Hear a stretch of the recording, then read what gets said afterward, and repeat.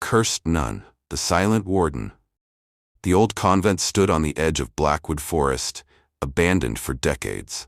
Locals whispered about eerie chants at night, shadows moving behind the shattered stained glass windows, and a presence that watched from the bell tower. Tonight, Father Daniel stepped into the ruin, his breath turning to mist despite the summer heat. He wasn't alone. A single candle flickered at the end of the long corridor, illuminating a kneeling figure in a black habit. Her face was hidden beneath a white wimple, her hands clasped in prayer. But something was wrong. Her lips weren't moving, yet a whisper echoed all around him. "Who's there?" he called out, his voice trembling.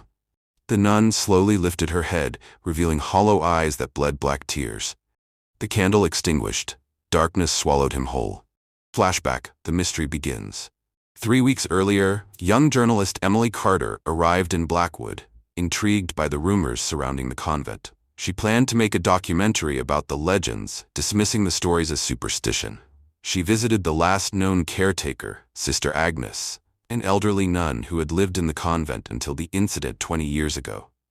"The curse is real," Sister Agnes whispered, clutching her rosary.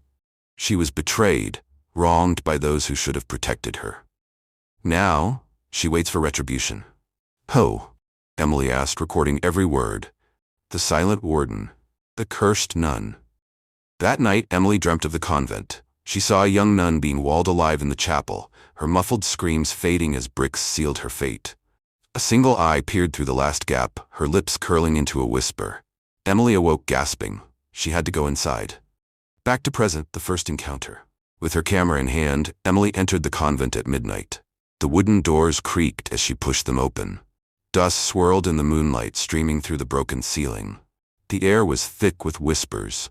She stepped forward, her flashlight flickering. At the altar, an old, decayed painting of the Virgin Mary hung crookedly, except Mary's face was scratched out, replaced by deep claw marks. A sudden knock echoed from the confessional booth. Emily spun around. Another knock. And another. Holding her breath, she stepped toward it, her fingers trembling as she reached for the wooden handle. She pulled it open. Inside sat the same kneeling nun from her dream, facing away. Her hands were clasped in prayer, her breath shallow. Emily raised her camera. "Hello?" The nun's hands twitched.